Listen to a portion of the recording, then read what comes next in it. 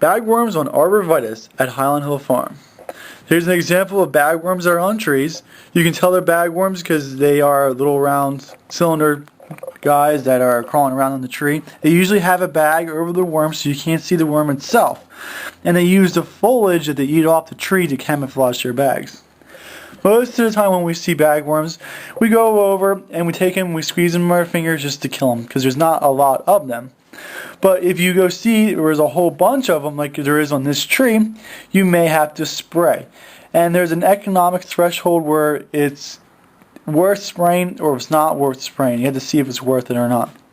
If it's on multiple trees, sometimes you may not see a lot of damage, but there could be one or two.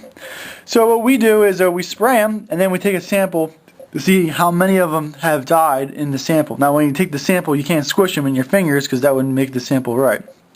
So you take a whole bunch of bagworms that you have not squished, that have just been sprayed, and see how effective this spray has been.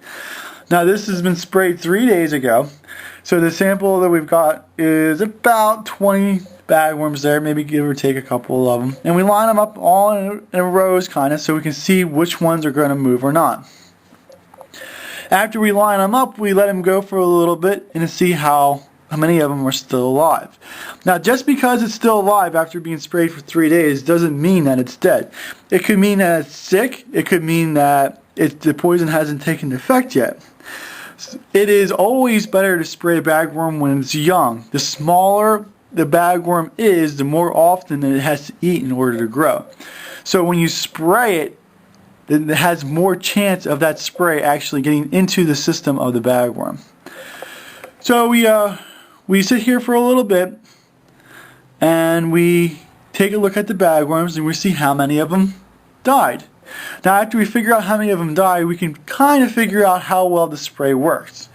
Because if most of them died, we don't have to spray again because it hasn't reached that threshold where it's worth us spraying or not. So we just have to figure out what it is, see how many of them there are, and then make your decision from there. And that's how we typically do it at Highland Hill Farm. So you can see we have maybe 2 or 3 left live there. So we'll take a sample again a little later and see what we must do. Thank you.